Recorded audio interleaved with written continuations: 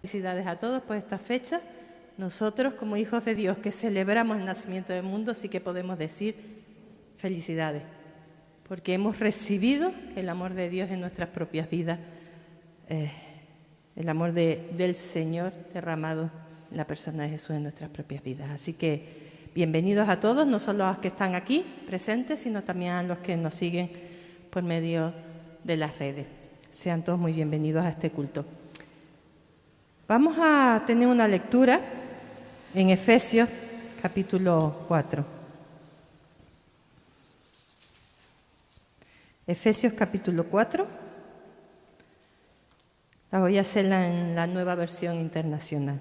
Y dice así: Por eso yo, que estoy preso por la causa del Señor, les ruego que vivan de una manera digna del llamamiento que han recibido, siempre humildes y amables, pacientes, tolerantes unos con otros en amor. Esfuércense por mantener la unidad del Espíritu mediante el vínculo de la paz. Hay un solo cuerpo y un solo Espíritu, así como también fueron llamados a una sola esperanza. Un solo Señor, una sola fe y un solo bautismo. Un solo Dios y Padre de todos, que está sobre todos y por medio de todos y en todos. Pero a cada uno de nosotros se nos ha dado a gracia en la medida en que Cristo ha repartido los dones. Por eso dice: cuando ascendió a lo alto, se llevó consigo a los cautivos y dio dones a los hombres. ¿Qué quiere decir eso de que ascendió? Sino que también descendió a las partes bajas, o sea, a la tierra. El que descendió es el mismo que ascendió por encima de todos los cielos para llenarlo todo. Eso es lo que hemos estado celebrando estos días, ¿verdad? Que Cristo, que Dios descendió en la persona de Jesús. Y me gustaría que en esta mañana pudiésemos comenzar nuestro tiempo de adoración a Dios con oración, como cada domingo, pensando en este nuevo año que esta semana que viene comenzamos, ¿verdad? Y me gustaría que lo hiciéramos alabando a Dios por haber descendido a esta tierra en la forma de un bebé inocente. Pero también porque después de haber cumplido su misión en esta tierra, ascendió, como hemos leído, de nuevo, y ahora lo llena todo. Qué bueno saber que ese bebé, ese Dios maravilloso que se hizo bebé, por amor a nosotros, culminó la obra de entrega por amor y ahora está arriba, llenándolo todo. Está en medio de nosotros, llenándolo todo. Alabemos al Señor. Yo les invito a que un hermano o hermana se ponga en pie en voz alta, ore al Señor, y a los que están en casa también, que tengan la oportunidad ahora de orar allí al Señor y alabar al Señor por estos temas. Así que un hermano o hermana que desee que ore por este tema.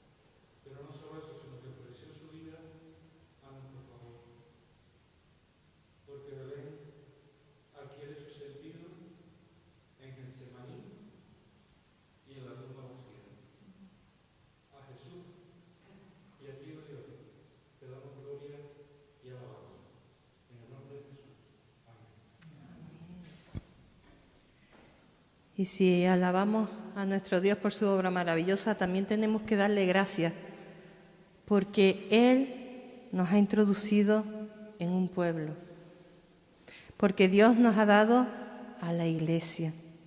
Dice estos versículos, hay un solo cuerpo y un solo espíritu, una sola esperanza, una sola fe, un solo Señor, un solo Dios, un solo bautismo.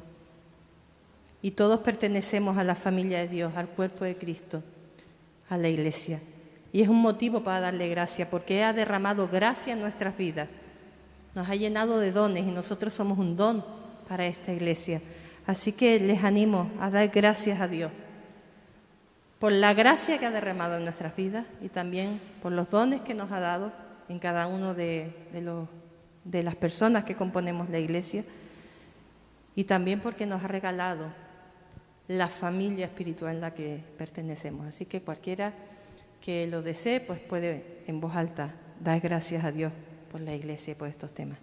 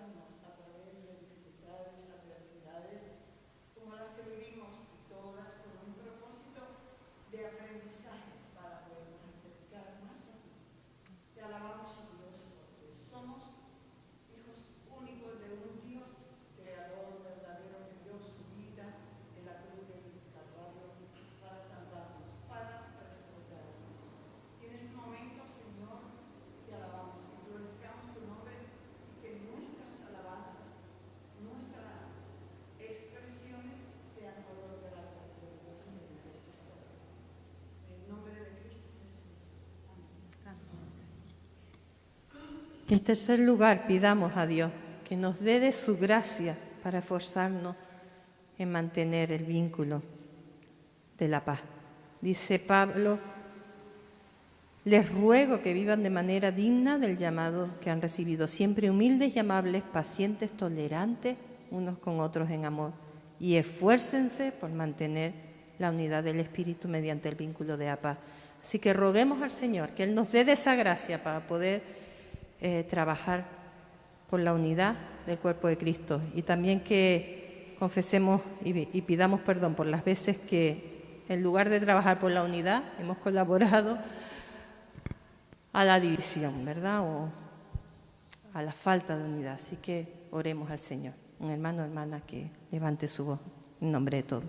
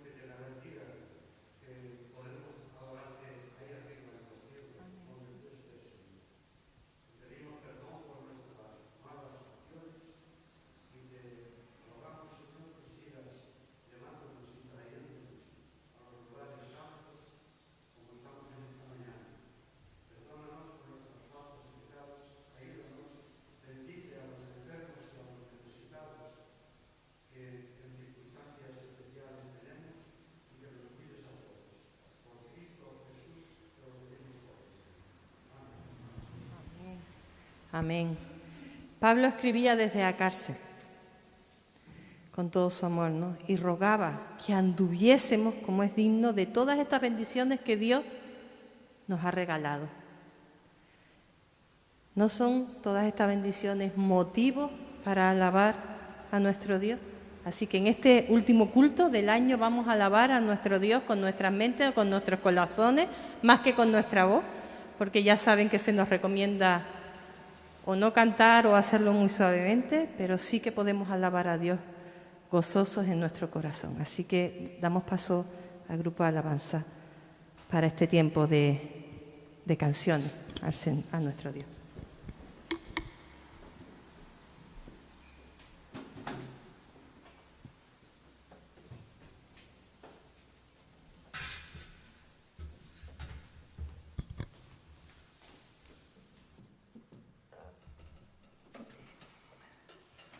Les invito a ponerse en pie para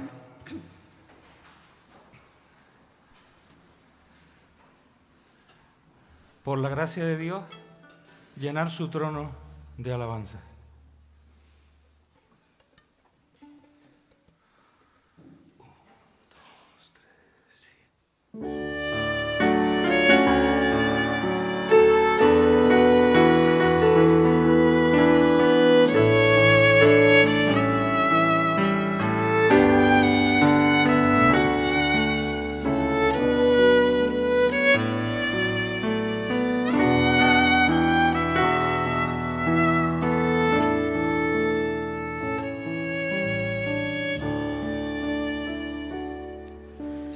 Quiero llenar tu trono de alabanza, quiero llenar tu trono de adoración, quiero adorar, postrarme en tu presencia y proclamarte,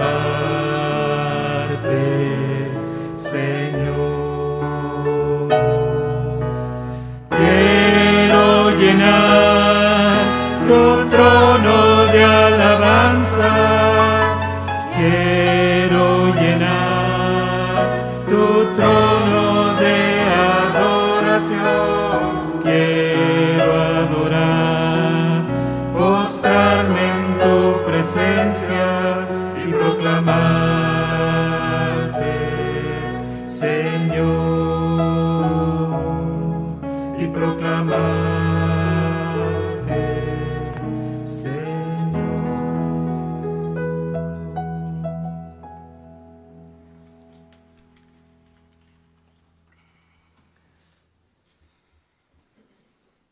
Jesús es Señor y para adquirir ese estatus tuvo que bajar a la tierra, ¿no? Se humilló voluntariamente,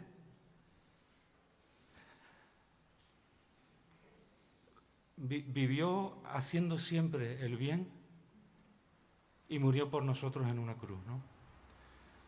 Y como oraba yo antes, no se quedó ahí, sino que resucitó, y por su resurrección, porque Él venció de la muerte, nosotros tenemos la esperanza de que también resucitaremos, ¿no? La canción que vamos a cantar a continuación es un himno contemporáneo, que aprendimos hace unos cuantos años. En español se conoce como Solo en Jesús, y la historia del himno es muy bonita. Si tienen oportunidad, intenten buscarla en internet, y si no saben español, supongo que podrán poner el traductor y enterarse algo, ¿no? Pero por contarles 2 o 3 anécdotas del himno, ¿no? En su primera composición, el himno fue compuesto por 2 personas, no por una persona, sino por 2 personas. Uno compuso más bien la melodía y otro la letra, pero yo creo que trabajaron en conjunción, por lo que les voy a decir ahora, ¿no? La primera redacción de la primera estrofa era: mi esperanza se encuentra solo en Jesús, de esa forma, ¿no? Pero el que fue autor de la letra le dijo al que había compuesto el himno inicialmente que por qué no le daba la vuelta, ¿no? Y entonces ahora es solo en Jesús, Está mi esperanza, en español se traduce confiado estoy para que encaje con la letra, ¿no? Y paradójicamente el himno ahora se conoce como solo en Jesús, ¿no? En inglés tiene más significado porque dice in Christ alone, solo en Cristo. Cristo es el Mesías. En español Jesús es una palabra referida solo a Jesús como ser humano, ¿no?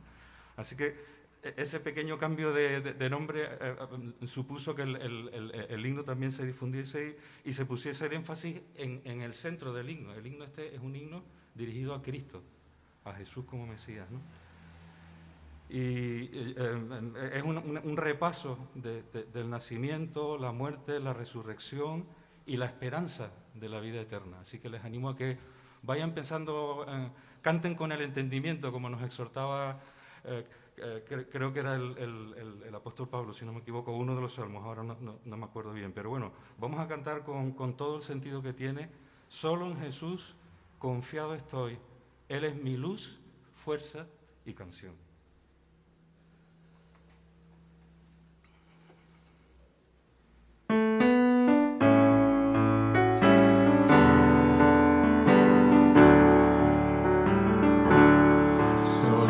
Jesús, confiado estoy, Él es mi luz, fuerza y canción. La roca es piedra angular, fiel en temible tempestad. Qué grande amor, profunda paz, Él calma mi alma en la ansiedad, consolador. Es Él, en su amor hoy firme estoy.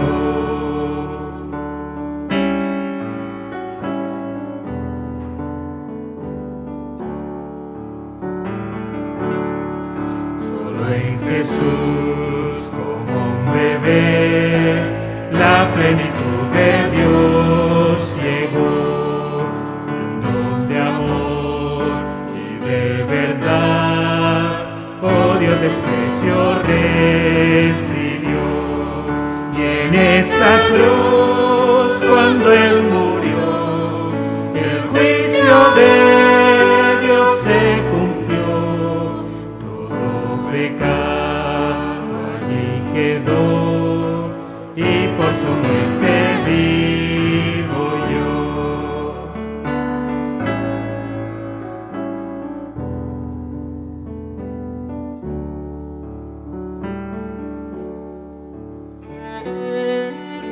Su cuerpo muerto allí quedó, la luz del mundo se apagó, mas un gran día amaneció, cuando la tumba Él venció.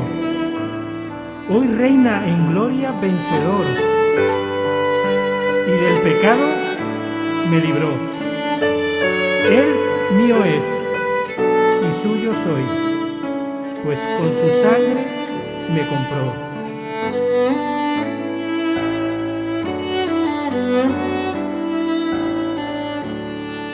No existe culpa ni temor en el poder de Cristo en mí, desde el nacer hasta el morir, Cristo dirige mi existir.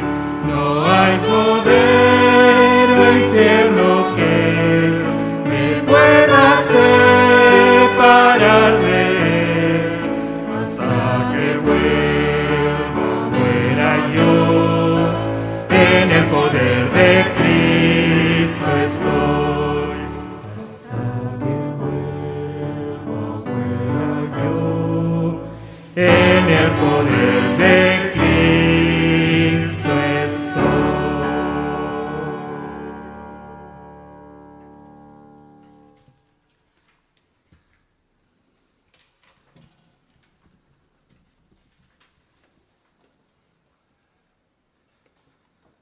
Solo Él es digno de nuestra adoración. Venid, fieles todos, a Belén marchemos, metafóricamente, ¿no? De gozo triunfante, llenos de amor.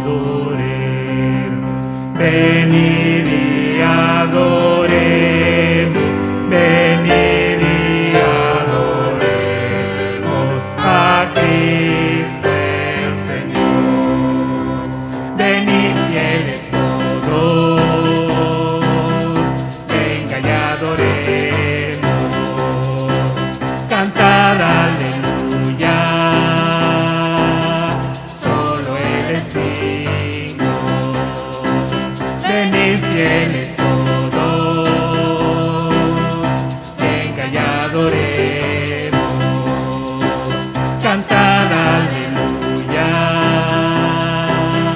solo Él es digno, pues solo Él es digno, solo Él es digno, pues solo Él es digno, oh Cristo el Señor.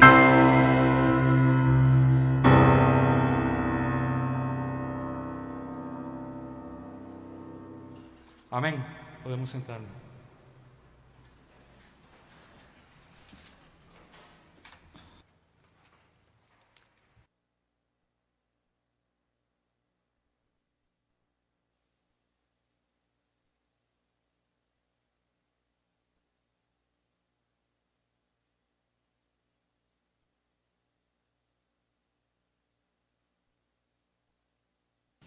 Vamos a tener ahora el tiempo de meditación en la palabra de Dios.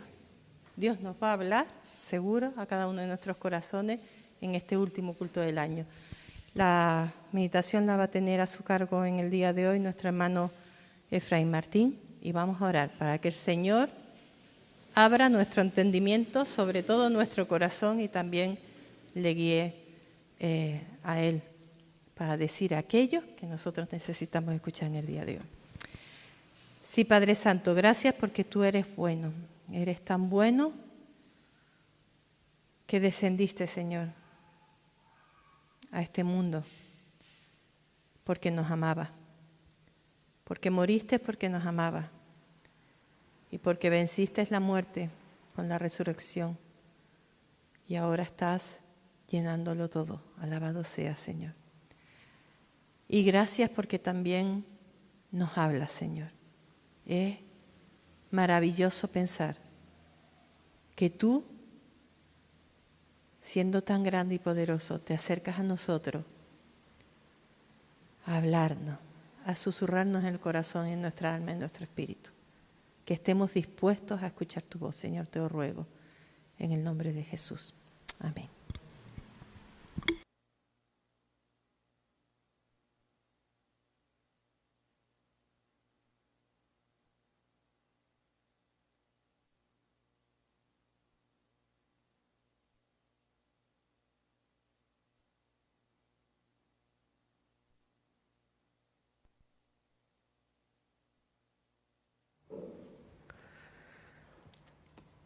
Hay otra historia del himno In Christ Salom, solo en Jesús.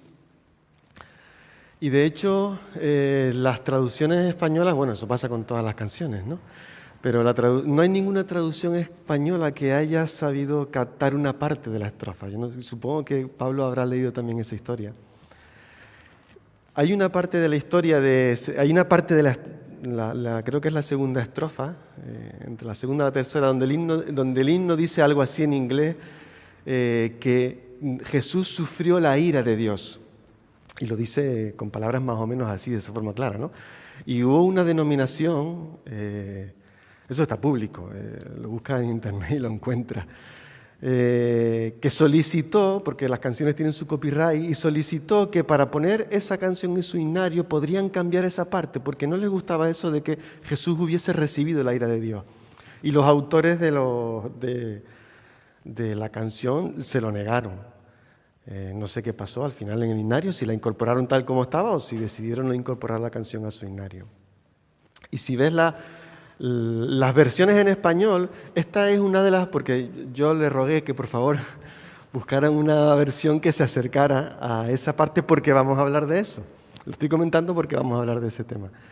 En esta canción dice que Dios juzgó a Jesús y se acerca un poco a ese sentido, pero no recoge verdaderamente lo que la canción quería recoger. Hace ya algunos años,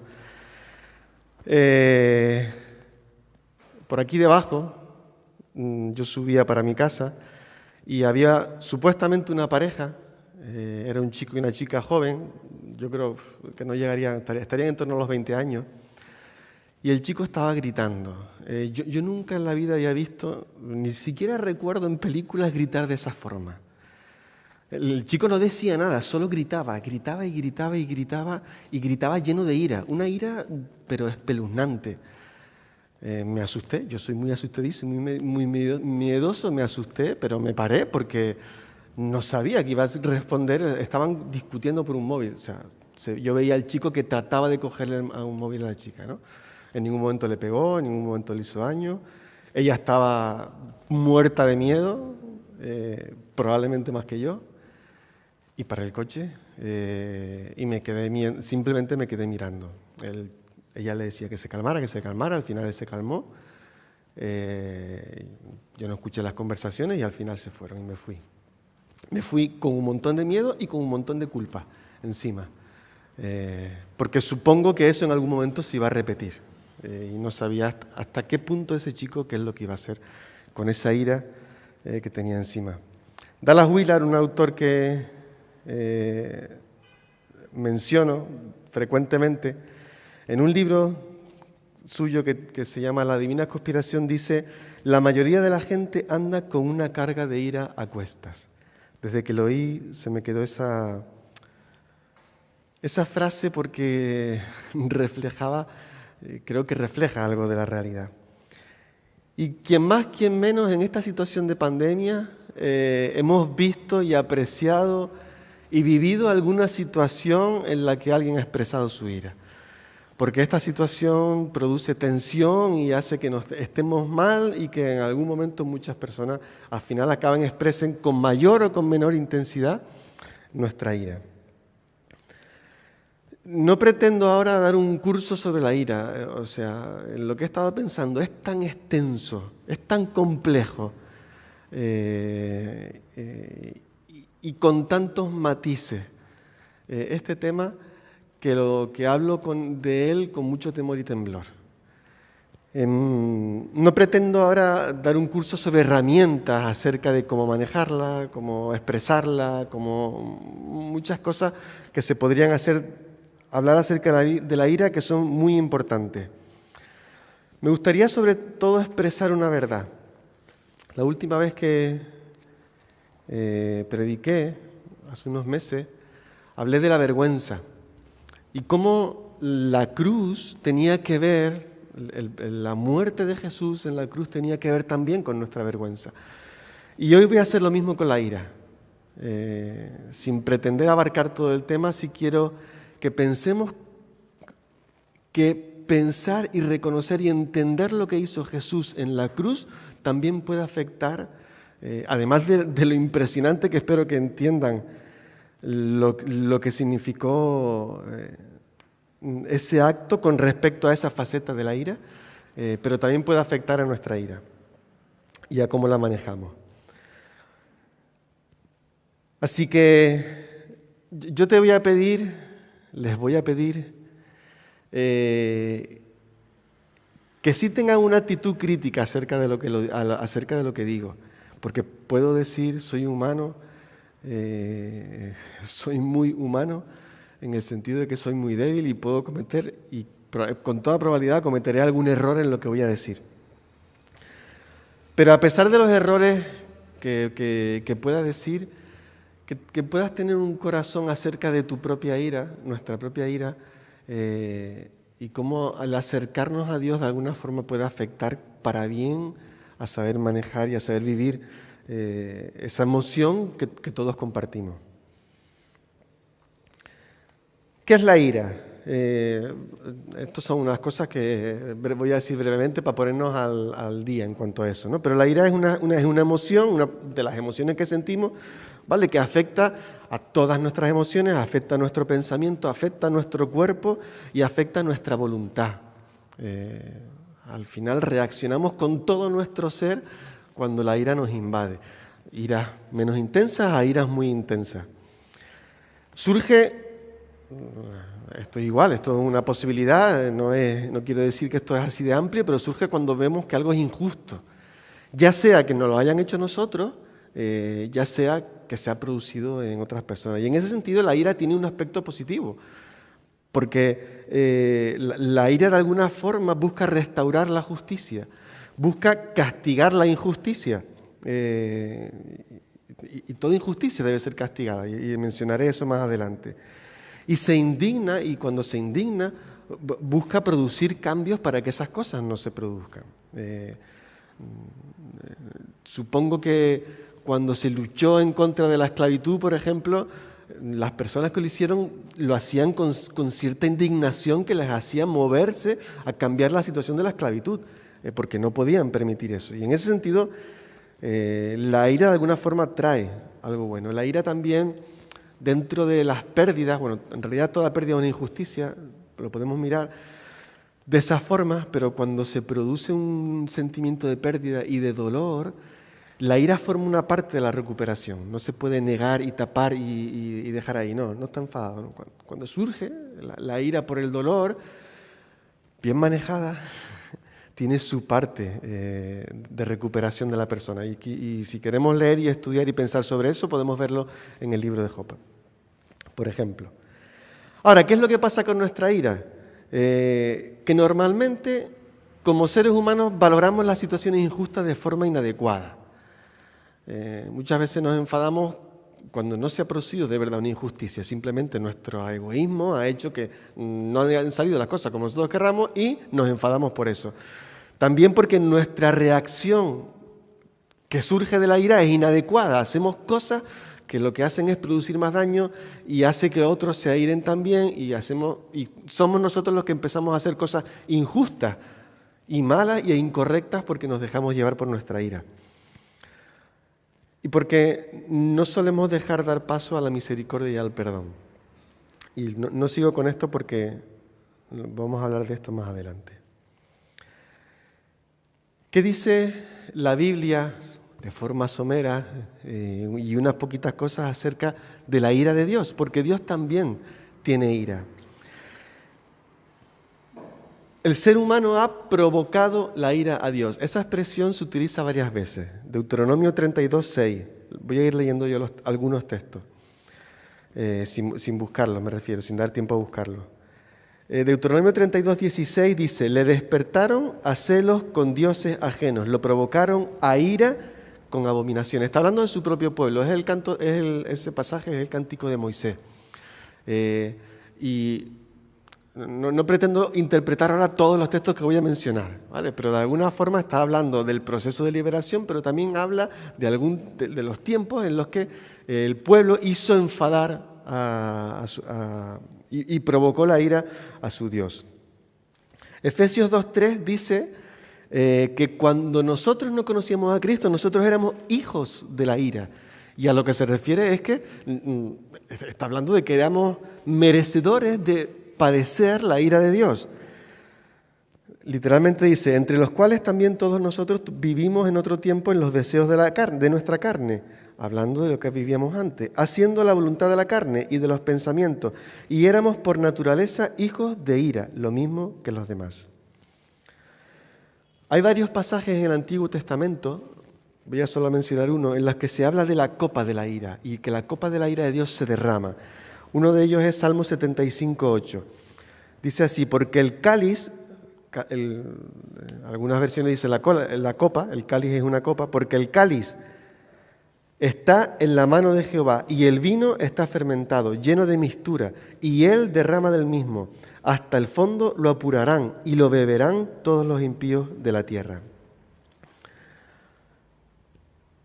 Y por último, el libro de Ezequiel no solo está ahí, también hay más pasajes. Ezequiel 7, del 7 al 8, lo voy a leer primero, dice: la mañana viene para ti, oh morador de la tierra. El tiempo viene, cercano está el día de tumulto y no de alegría.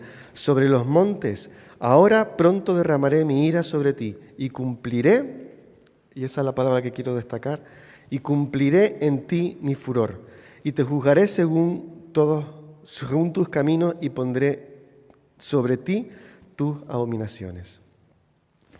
Esa palabra cumpliré en ti mi furor, en hebreo es algo así como kalaj, y el sentido es de consumaré mi ira, satisfaré mi ira, cumpliré mi ira. Vaya imagen de Dios que parece que nos deja la Biblia, si leemos esto y nos quedamos con esto. ¿Qué sucede en la cruz? No hay ningún versículo concreto que diga con estas palabras que Jesús recibe la ira de Dios. No hay por lo menos que yo haya encontrado y yo haya investigado y he estado dedicando varias semanas estudiando este tema. Sin embargo, la Biblia sí deja ver que Jesús recibe la ira de Dios. Y voy a dar muy brevemente y lo más rápido posible, porque no es lo que quiero, yo no quiero dar un curso de teología, no es la idea, pero es importante que podamos entenderlo. Creo que lo que dice la canción, tal y como la compusieron originalmente, es correcto. En primer lugar, los sacrificios. Si estudiamos los sacrificios, es algo muy extenso.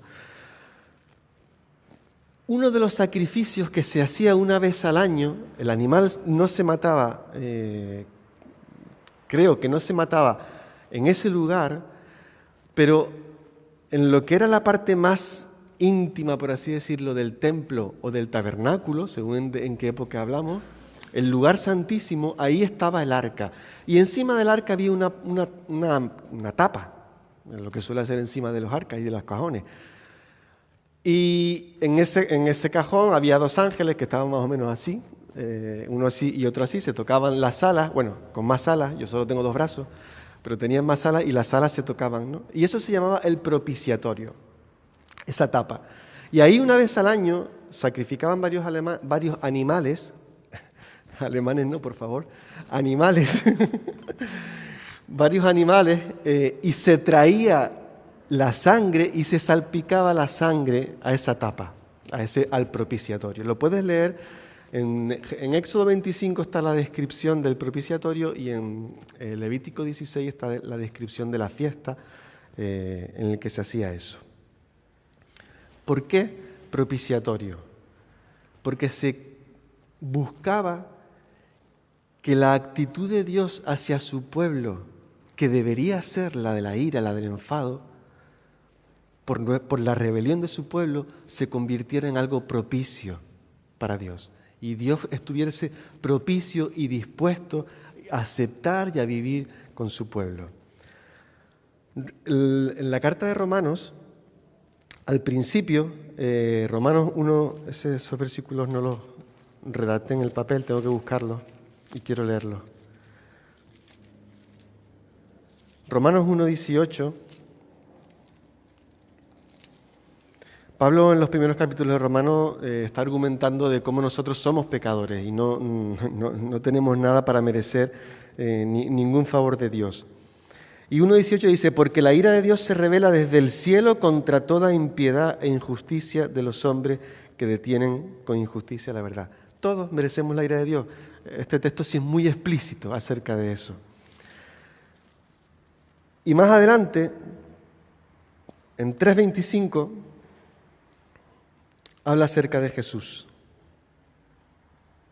Y habla de que Dios puso a Cristo, a quien Dios puso como propiciación por medio de la fe en su sangre.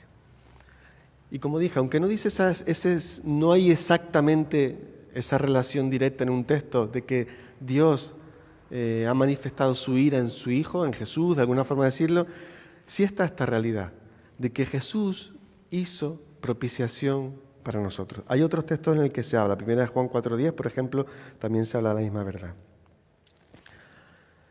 Antes mencioné un texto que hay más en el que se habla de la copa de la ira de Dios. Y si nos acordamos de Apocalipsis, están las copas de la ira, en el que Dios al final va a manifestar su ira y va a cumplir completamente con su propósito. Juan 18:11.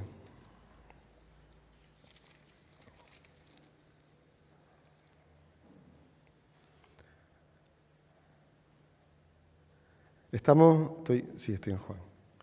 En el momento en el que Jesús va a ser arrestado y estaban buscando a Jesús Y Jesús dice, por el versículo 5, yo soy, y estaba también con ellos Judas, el que le entregaba. Versículo 6. Sí, estoy bien. Cuando les dijo yo soy, retrocedieron y cayeron a tierra. Volvió pues a preguntarles, ¿a quién buscáis? Y ellos dijeron, a Jesús Nazareno. Respondió Jesús, os he dicho que yo soy. Pues si me buscáis a mí, dejad ir a estos. Para que se cumpliese aquello que había dicho, de los que me diste, no perdí ninguno. Entonces Simón Pedro, que tenía una espada, la desenvainó e hirió al siervo del sumo sacerdote y cortó la oreja derecha. Y el siervo se llamaba Malco. Jesús entonces dijo a Pedro, mete tu espada en la vaina, la copa que el Padre me ha dado, yo no la he de beber, perdón. ¿Por qué menciona Jesús esa copa? Y en otro momento, que lo recordamos quizás más, cuando Jesús está orando en el Getsemaní, dice, que pase de mí esta copa, pero no sea como yo quiero, sino como tú. ¿Por qué está hablando de esa copa?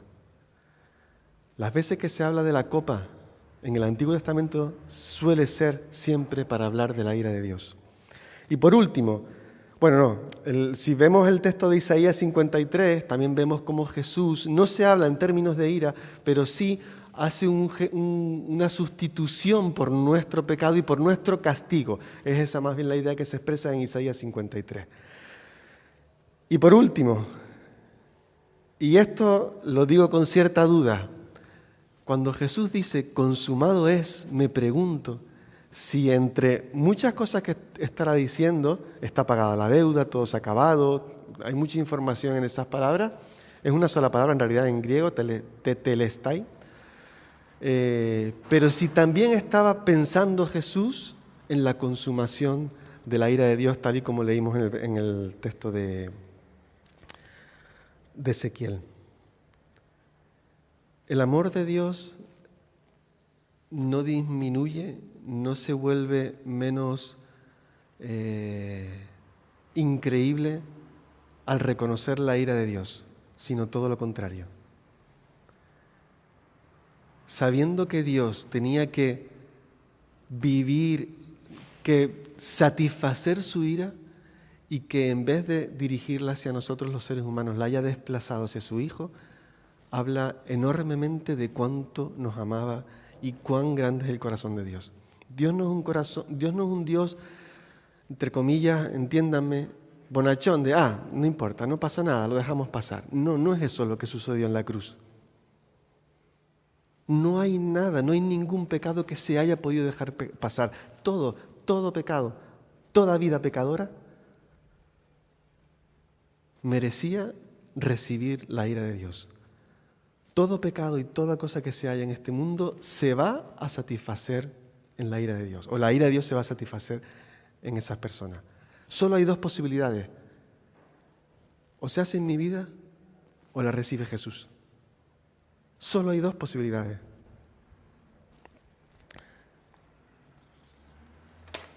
Pero quiero ahora leer unos textos en el Evangelio de Mateo. Esto lo digo con temor y temblor.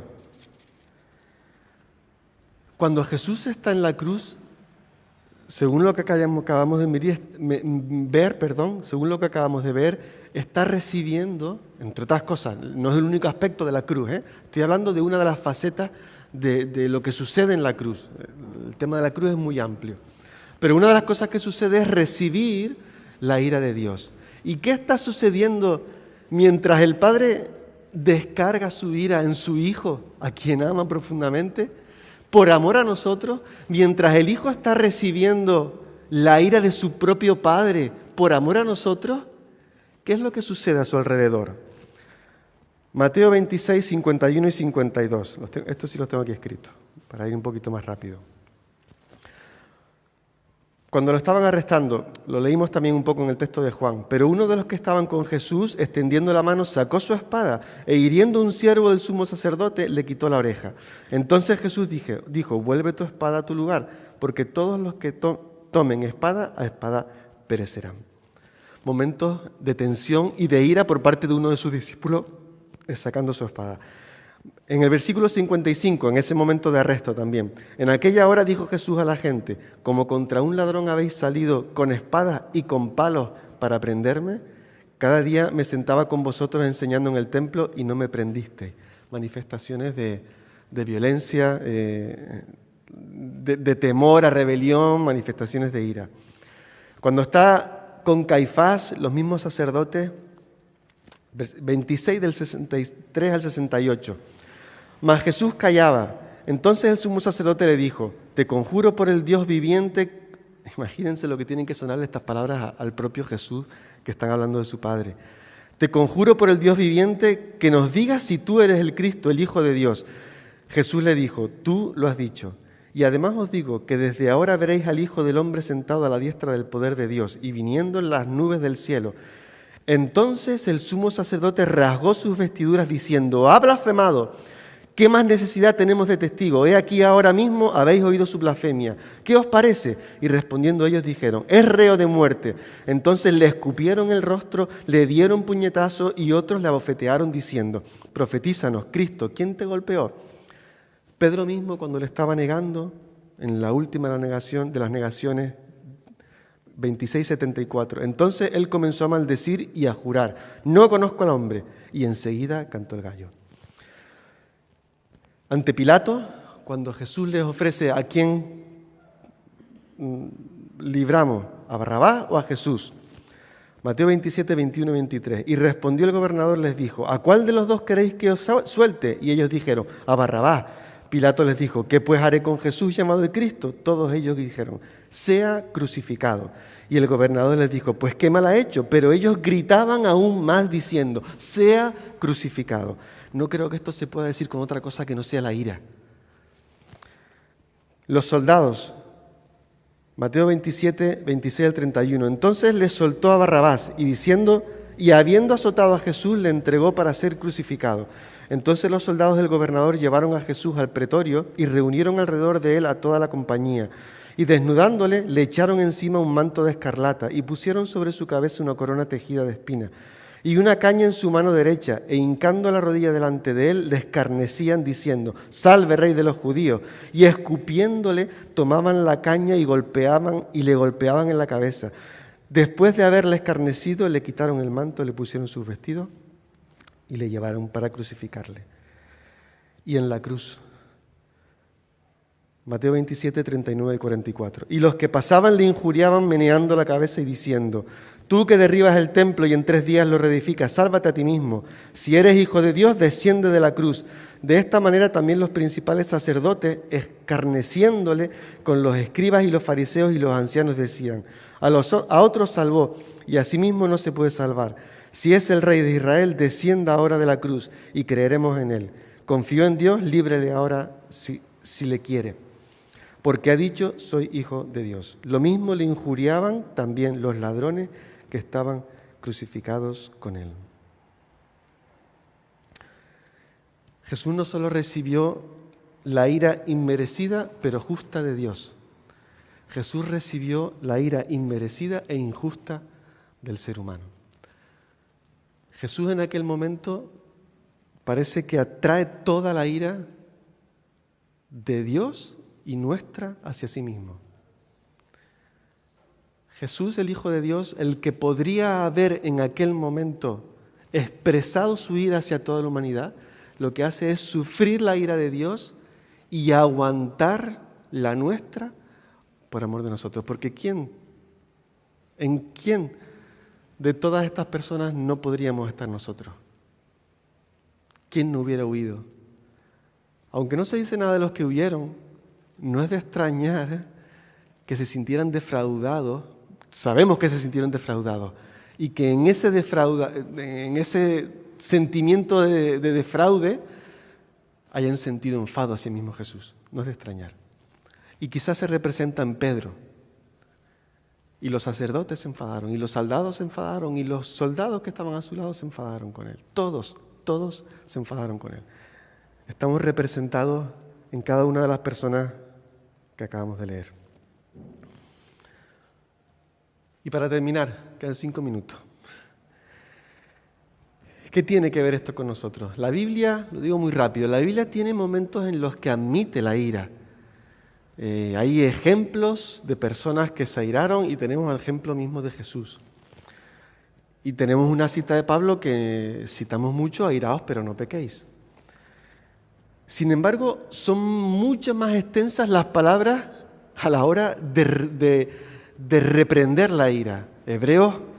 Proverbios se habla de eso. Los ejemplos negativos de personas que se airaron y hicieron mal también son mucho más amplios.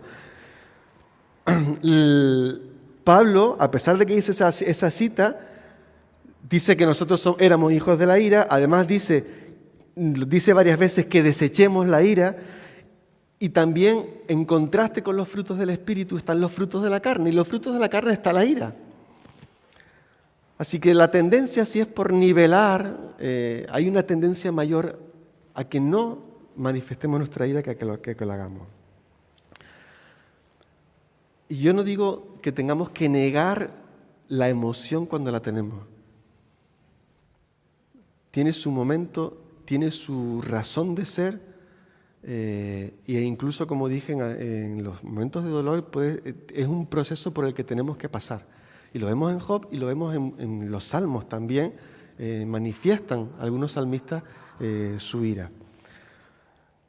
Lo que suele pasarnos es que nuestra ira se manifiesta siempre de una forma inadecuada. Jesús nos llama a la negación. El que tome su cruz, el que quiera ser mi discípulo, tome su cruz, niégase a sí mismo. Es muy difícil negarse a sí mismo cuando estamos airados. Es muy complicado. Es muy complicado que la ira no dé lugar a nuestro orgullo y a nuestro egocentrismo. Es muy complicado.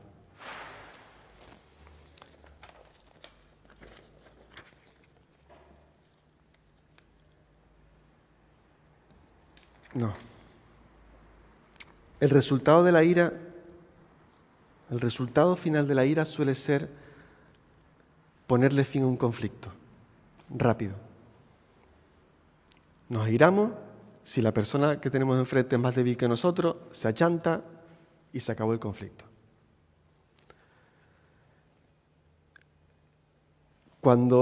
Y tiene su lógica, y es así, y esto no lo digo como que sea malo en sí mismo. De hecho, cuando Dios manifieste su ira, se acabó el conflicto. El mal será vencido y todo se acabará. Se reiniciará una nueva vida ya sin que todos sabemos lo que sucederá después de que todo el fin llegue. La ira no da paso a la gracia, al perdón y a la restauración de las personas ahora que hay tiempo para hacerlo. Dallas Willard, en ese pasaje que está hablando sobre la ira, en otro sentido, pero dice, claro, que no hay nada que pueda hacerse con ira que no pueda lograrse mejor sin ella.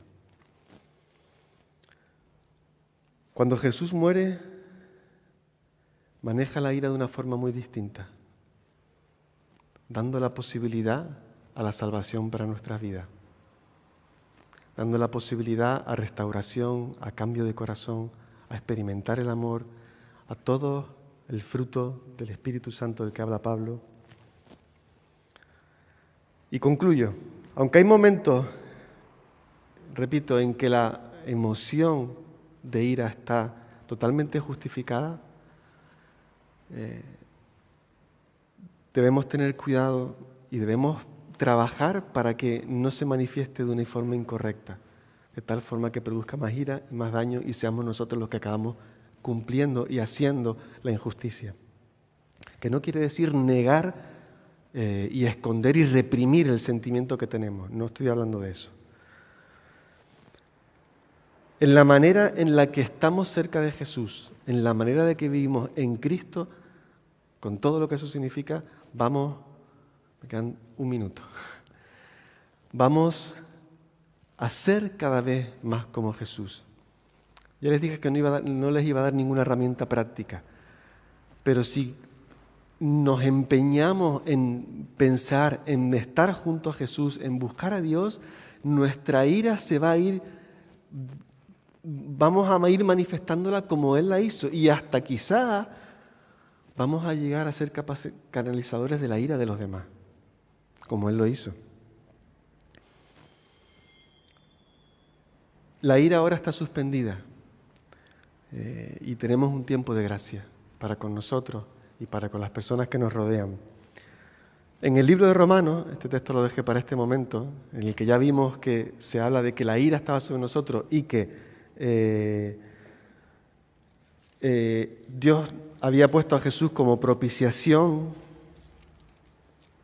Al final dice, Romanos 12, versículo 19, no os vengáis vosotros mismos, amados míos, sino dejad lugar a la ira de Dios, porque escrito está, mía es la venganza, yo pagaré, dice el Señor. Todo va a ser pagado. Si tú has recibido una injusticia dolorosa, va a ser pagada. O Dios mismo la pagará en la persona que lo ha cometido, o lo difícil de asumir para nosotros mismos es Jesús el que ha pagado esa injusticia tan grande que nos han hecho a nosotros.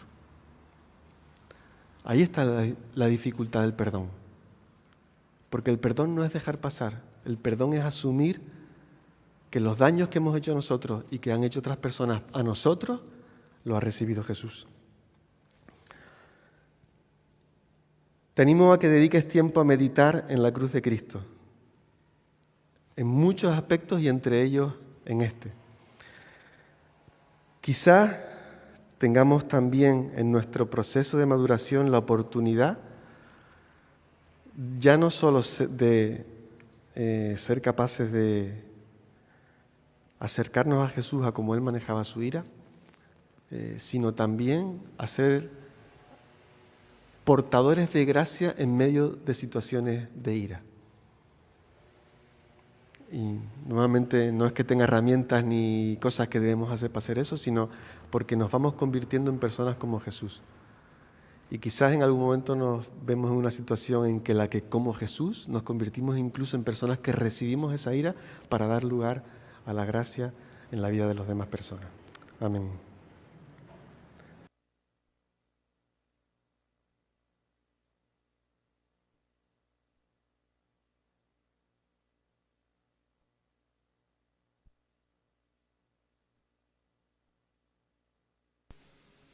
Que en este nuevo año, que comenzamos ya prontito esta semana, lo afrontemos y lo empecemos desde esas palabras del himno, solo en Jesús, aquel que asumió la ira de Dios que nos correspondía a nosotros, aquel que asumió nuestra propia ira para derramar gracia en nuestras vidas. Así que la gracia del Señor sea el que nos sostenga en este nuevo año. Así que feliz año nuevo. Que el Señor bendiga a todos. Antes de terminar con una oración, recordarles que es necesario, a causa de las limitaciones de aforo, inscribirse para poder estar presente en este culto. Háganlo prontito porque se está llenando muy pronto. Y si alguien por algún motivo durante la semana ve que no va a poder venir, que lo comunique con tiempo para poder dar paso a otros que están deseando venir y que a lo mejor no han entrado en el cupo, ¿vale? Y también recordar que a la salida, por favor, no hagan aglomeraciones, nos saludamos manteniendo las distancias, las mascarillas aquí dentro y cuando salgamos ya nos vamos a casa, ¿vale? Feliz año nuevo a todos, que el Señor les bendiga. Terminamos en una oración, si se ponen en pie, y así terminamos en el culto de hoy. Sí, Padre Santo, gracias porque tú, amado Señor, derramaste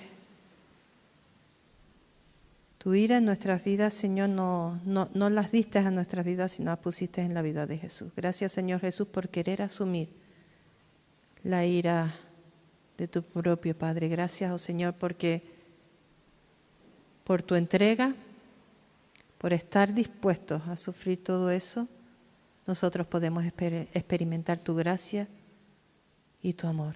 Bendito sea eternamente y para siempre. Guárdanos en tu paz, Señor, te lo ruego, en el nombre de Jesús. Amén. Que el Señor les bendiga.